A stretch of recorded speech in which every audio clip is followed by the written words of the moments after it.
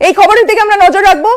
তবে আরো একটি গুরুত্বপূর্ণ, এই মুহূর্তে ভার্চুয়ালে রয়েছেন নরেন্দ্র মোদী, শুনে নেব। শ্রী নরেন্দ্র দাস দামোদর দাস মোদী বক্তব্য রাখছেন চলেছেন। আমাদের যারা বরিষ্ঠ কার্যকর্তা নেতৃত্ব তারা মঞ্চ থেকে প্রসারিত হয়েছেন, তারা নিচে বসে যাচ্ছেন। আপনাদের কাছে অনুরোধ, মুখ থেকে কেউ মাস্ক খুলবেন না। সবাই যে স্যানিটাইজার হাতে পেয়েছেন সেই স্যানিটাইজারের ব্যবহার করুন এবং জলের জন্য কারুর ওঠার দরকার নেই। ব্যবহার করে ফেলে দেওয়ার মতন পাউচ প্যাকেট জল আপনাদের কাছে পৌঁছে যাবে। আমাদের ভলান্টিয়াররা আছেন, আপনারা বসুন, নির্দিষ্ট দূরত্ব মেনে বসবেন। চেয়ার আগে পেছনে করার কোনো প্রয়োজন নেই, দূরত্ব কেউ কমাবেন না।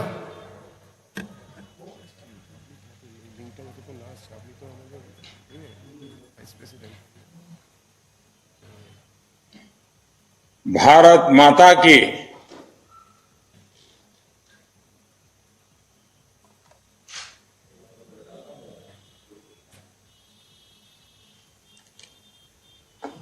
नमस्कार। संजय दाल लिंकेर विषयটা मेरे प्रिय बंगाल के भाई और बहनों, देश में भारत माता की है, भारत माता की वंदे।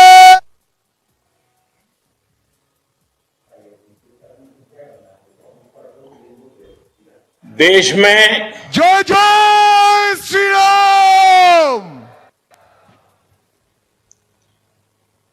बंगाल के मेरे प्यारे भाई और बहनों, स्वागतम। देश में कोरोना की जो स्थिति है যশস্বী প্রধান उस वजह से আমাদের সবার প্রিয় मैं आज सुबह से ही দামোদর দাস মোদী अनेक महत्वपूर्ण बैठकों में व्यस्त रहा। मेरे प्रिय बंगाल के अभी मैं आपके साथ देश टेक्नोलॉजी के माध्यम से जुड़ रहा हूं। आपके बीच उपस्थित नहीं हो सका, प्रत्यक्ष आकर आपका आशीर्वाद नहीं ले सका, इसके लिए मैं आपका क्षमा प्रार्थी हूं। विशेष तौर पर आज मैं मालदा, मुर्शिदाबाद, सूरी और साउथ कोलकाता के मतदाताओं, वहां के भाजपा कार्यकर्ताओं से भी क्षमा चाहता हूं। भाजपा कार्यकर्ताओं ने कोविड नियमों को ध्यान में रखते हुए सभा की बड़ी जोर शोर से तैयारी की थी। स्थितिवश मेरा बंगाल आना आज संभव नहीं है। बंगाल को याद करके मैं बंगाल से बाहर भी रहता हूं तो रवि ठाकुर की ये पंक्ति हमेशा याद आती है। रवि ठाकुर ने कहा था, ओ आमार देशेर माटी, ओ आमार देशेर माटी, तोमार पोरे ठेकाए माथा। ओ मेरे देश की माटी, तुझ पर मैं शीश झुकाता हूं। साथियों, परेड ग्राउंड से मैंने आपके बीच आकर पश्चिम बंगाल के बेहतर भविष्य के लिए आशोल परिवर्तन का आग्रह किया था। इसके बाद आपने जो मुझे और बीजेपी के हर साथी को जिस प्रकार से प्यार दिया, आशीर्वाद दिया, भारी मतदान करके समर्थन किया, उसको मैं व्यक्त करने के लिए मेरे पास शब्द भी कम पड़ रहे हैं। आज जब आज से मैं जुड़ा हूं तो इस स्नेह का, इस समर्थन का आभार व्यक्त करने के लिए भी आया। पश्चिम बंगाल के कोने कोने में जाकर मैंने अनुभव किया है कि पश्चिम बंगाल के बेहतर भविष्य के लिए एक सकारात्मक बदलाव की इच्छा कितनी प्रबल है। हर उम्र, हर वर्ग, हर मत, हर संप्रदाय के लोगों में, पुरुष हो या स्त्री हो, शहर हो या गांव हो, पढ़े लिखे हो या अनपढ़ हो, सबके सब में सोनार बांग्ला के निर्माण के लिए एक संकल्प दिख रहा है। भाई और बहनों, पश्चिम बंगाल के ये चुनाव सिर्फ सत्ता बदलने के लिए नहीं है, बल्कि इन चुनावों में एक आकांक्षी, एस्पिरेशन, एक आशावादी पश्चिम बंगाल को उभरते देख रहा हूं।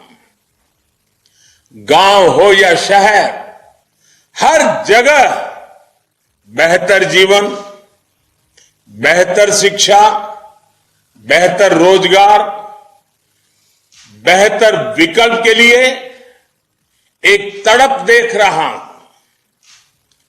शांति, सुरक्षा और विकास की एक ललक बंगाल में देखने को मिल रही है।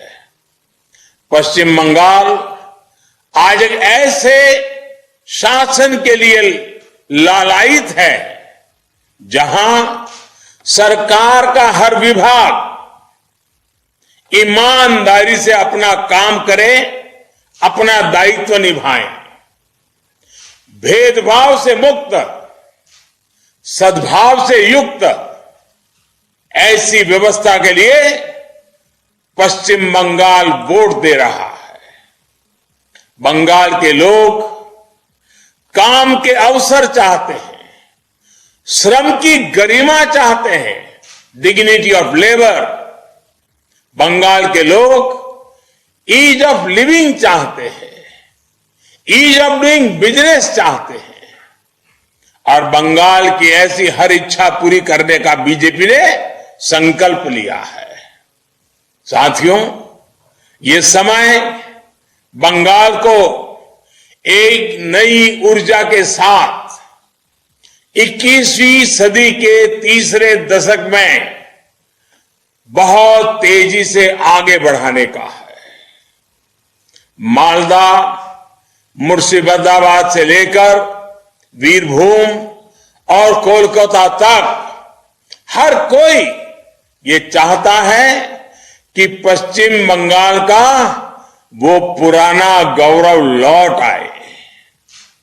हर कोई ये चाहता है कि जिस पश्चिम बंगाल में लोग सपने सच करने आते थे, वो पश्चिम बंगाल 21वीं सदी के अवतार के साथ हमें दोबारा मिल जाए। बीजेपी की डबल इंजन की सरकार इसमें कोई कसर बाकी नहीं रख पड़े और छोड़ेगी। बीजेपी बांग्लार जुवादेर के देवे चाकरी, बीजेपी बांग्लार मां बोनेदेर के देवे सुरक्षा, बीजेपी बांग्लार जनगण के देवे भ्रष्टाचार मुक्त शासन, बीजेपी बांग्लार जनगण के देवे गुंडामी मुक्त बंगाल, बीजेपी बांग्लार चाषीदेर के देवे समृद्धि। भाई और बहनों, लोकतंत्र हमारी सबसे बड़ी ताकत है। लोकतंत्र के बिना सामान्य जन की भावनाओं को सम्मान मिलना बहुत मुश्किल है।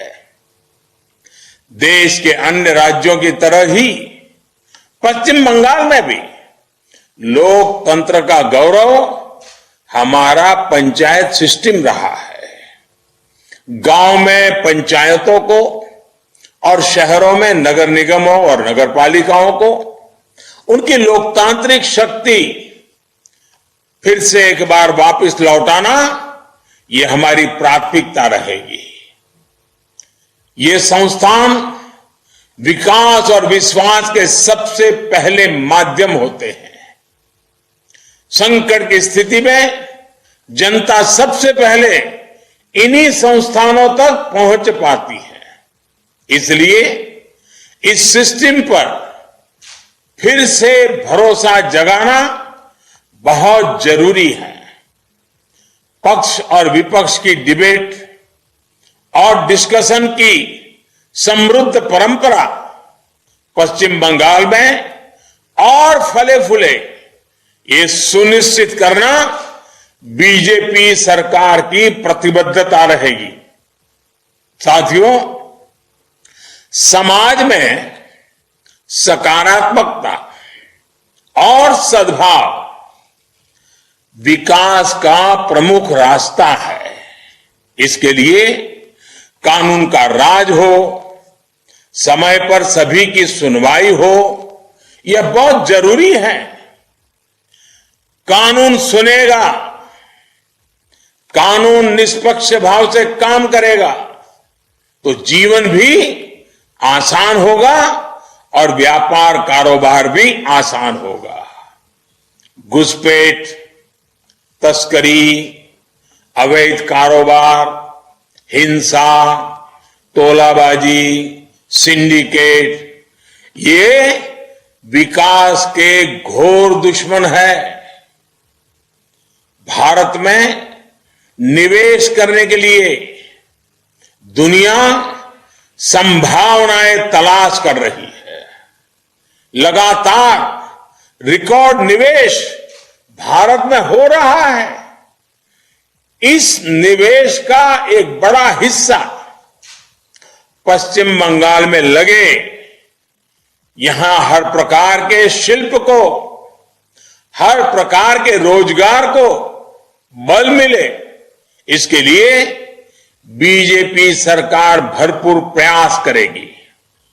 भाइयों और बहनों, बेहतर स्वास्थ्य के बिना विकास अधूरा है और शुद्ध पानी के बिना बेहतर स्वास्थ्य सुनिश्चित नहीं किया जा सकता। शुद्ध पीने का पानी हर घर पाइप से जल तेजी से पहुंचाना भी बीजेपी की प्राथमिकता है।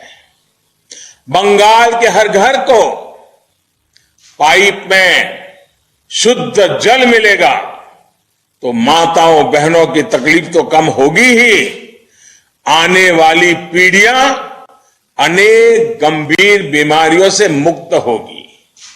इससे गरीब का स्वास्थ्य पर होने वाला खर्च भी बचेगा। साथियों, स्वास्थ्य पर होने वाला खर्च गरीब की कमर तोड़ देता है। इसके लिए आयुष्मान भारत योजना के तहत 5 लाख रुपए की मदद गरीब के काम आने वाली है। केंद्र सरकार हर 3 लोकसभा क्षेत्रों इनके बीच कम से कम एक मेडिकल कॉलेज के निर्माण पर बल दे रही है। बंगाल के कई क्षेत्रों में डेंगू ये भी एक बहुत बड़ी समस्या रही है। जल भराव और स्वच्छता के अभाव के कारण ये संकट हर साल परेशान करता है। बीजेपी सरकार डेंगू जैसी बीमारियों को दूर करने के लिए गंभीर कदम उठाएगी। भाइयों और बहनों, स्वास्थ्य के साथ साथ शिक्षा और शिल्प, इन दोनों पर फोकस करके ही सोनार बांग्ला का निर्माण संभव है। पश्चिम बंगाल के गांव गांव में शिक्षकों की जो समृद्ध परिपाटी है, जो शिक्षकों की सकारात्मक भूमिका है, उसको प्रोत्साहित करना बहुत जरूरी है। गुरुदेव ने शिक्षा और शिल्प को लेकर विश्व भारती में जो प्रयोग किया था, नई राष्ट्रीय शिक्षा नीति उसको विस्तार देती है। स्कूल के समय से ही विद्यार्थी को शिल्प से जोड़ा जाए, विद्यार्थी को उसकी सुविधा के हिसाब से शिक्षा मिले, जिस भाषा को वो समझता है उसमें ही उसको शिक्षा मिले। ये नई राष्ट्रीय शिक्षा नीति के मूल में है। गरीब का, आदिवासी का, दलित, वंचित, शोषित का बच्चा भी उसकी अपनी भाषा में मेडिकल, इंजीनियरिंग, टेक्नोलॉजी की पढ़ाई कर पाए, इसके लिए नई राष्ट्रीय शिक्षा नीति को यहां तेजी से लागू किया जाएगा। भाई और बहनों, बंगाल के पास आम, लीची, प्याज, आलू, रेशम, जूट, ऐसे अनेक प्रकार की पूंजी है। कृषक को उसकी उपज की पूरी कीमत सीधी बैंक खाते में मिले, ये बीजेपी सरकार सुनिश्चित करने वाली है। रेशम और जूट उद्योग आत्मनिर्भर भारत का एक बहुत मजबूत पहलू है।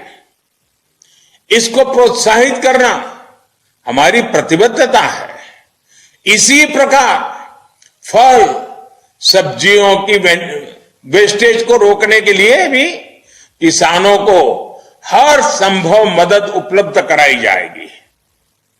किसान रेल के माध्यम से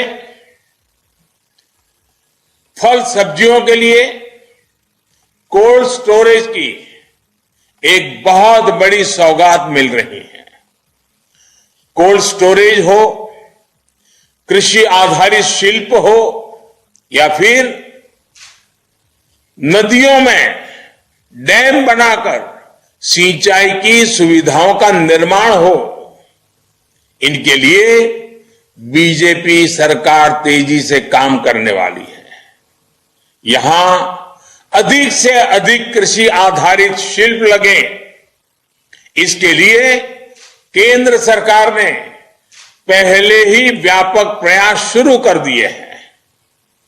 पीएम किसान सम्मान निधि के तहत पिछले 18,000 रुपये बंगाल के हर किसान को मिले।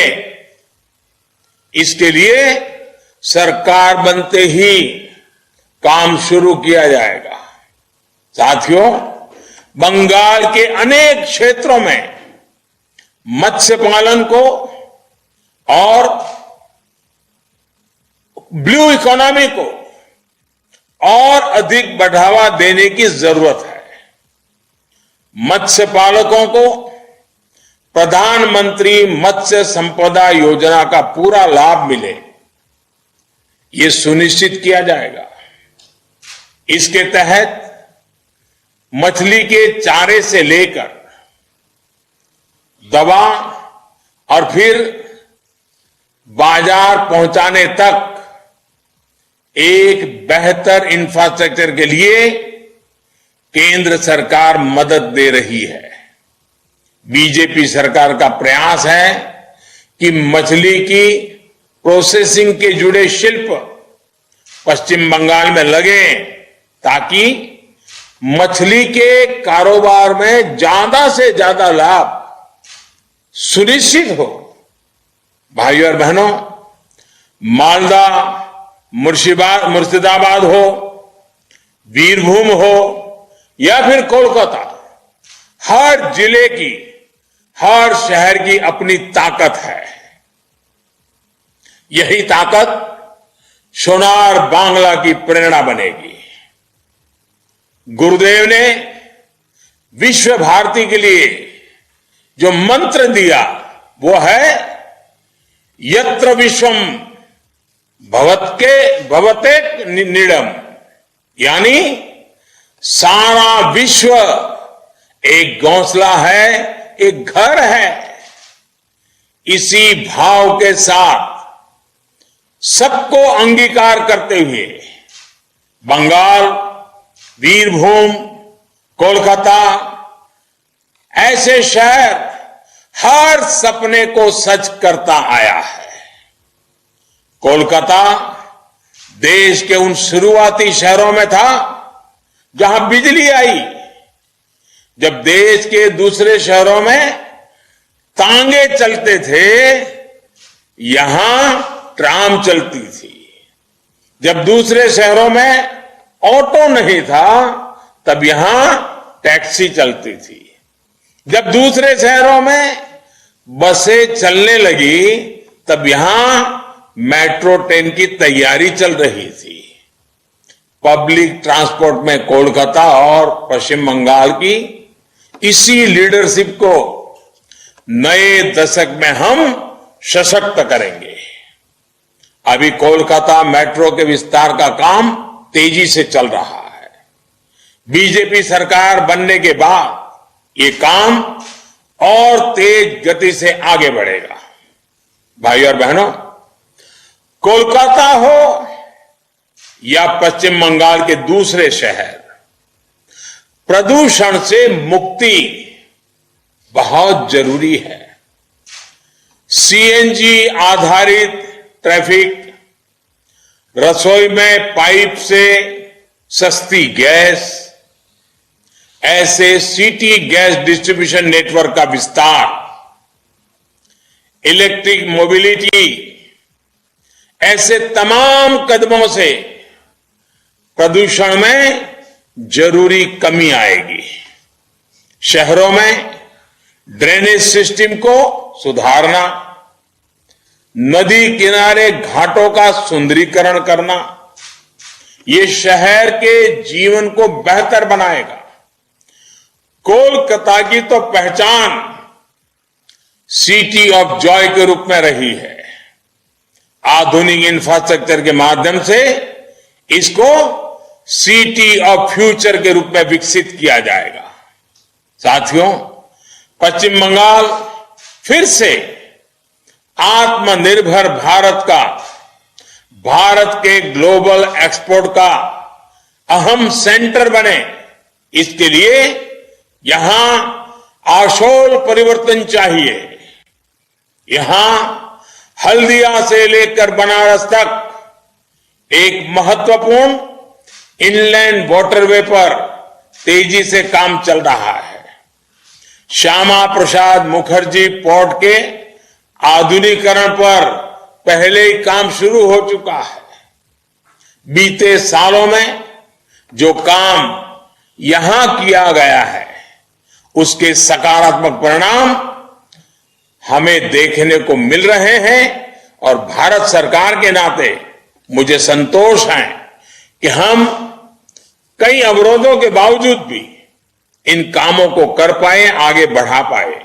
ऐसे ही अनेक पोर्ट और दूसरे इंफ्रास्ट्रक्चर को बीजेपी की सरकार तेज गति से ट्रांसफॉर्म करेगी।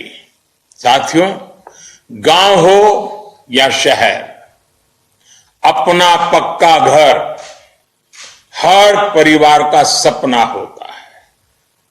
बीजेपी सरकार हर गरीब के, मध्यम वर्ग के अपने घर के सपने को पूरा करने के लिए पूरी ईमानदारी से जुटी है। बीते वर्षों में 2 करोड़ से अधिक घर हमारी सरकार द्वारा गरीबों के लिए देश भर में बनवाए गए हैं। बंगाल में बीजेपी सरकार बनने के बाद गरीबों के लिए घर निर्माण की गति को बहुत तेजी से बढ़ाया जाएगा। घर पर पक्की छत हो, इसके लिए हमारे प्रयास और बढ़ेंगे। और डबल इंजन की सरकार ये काम बहुत आसानी से कर लेगी, ये मैं आपको भरोसा देता हूं। एक तरफ मिडिल क्लास के लिए होम लोन पर लाखों रुपए की छूट दी जा रही है, वहीं दूसरी तरफ शहरी गरीबों को पक्का घर दिया जा रहा है। गांव से शहर काम के लिए आए श्रमिक साथियों को भी किराए पर सस्ता और अच्छा आवास मिले, इसके लिए केंद्र सरकार पहले ही योजना बना चुकी है। इसी तरह केंद्र सरकार का रेरा कानून, जो देश के मध्यम वर्ग के सपनों को मजबूती देता है, सुरक्षा देता है, उन्हें घर खरीदने पर होने वाली धोखाधड़ी से बचाता है, उसे भी बंगाल की बीजेपी सरकार जल्द लागू करेगी। भाइयों और बहनों और बेटियों की सक्रिय भागीदारी के बिना विकास अधूरा है।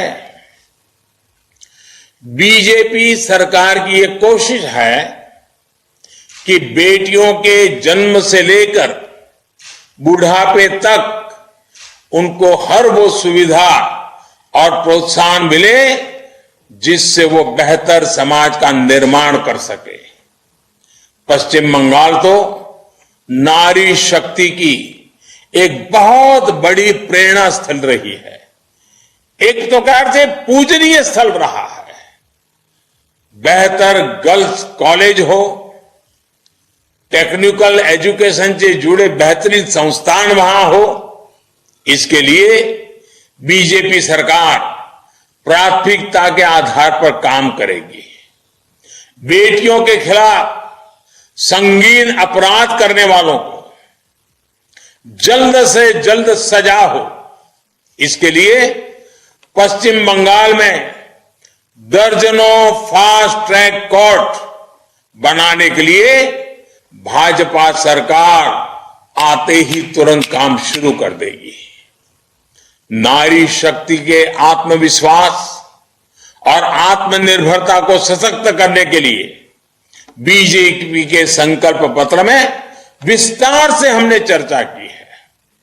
सरकार बनते ही पहले दिन से इस संकल्प पत्र के हर बिंदु पर पूरी गंभीरता से काम शुरू किया जाएगा।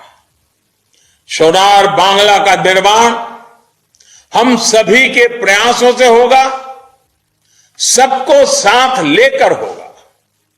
साथियों, बंगाल में 4 दशक के बाद लोकतंत्र को मजबूत करने के लिए जनता उत्साह उमंग के साथ आज निकल पड़ी है, आगे आ रही है।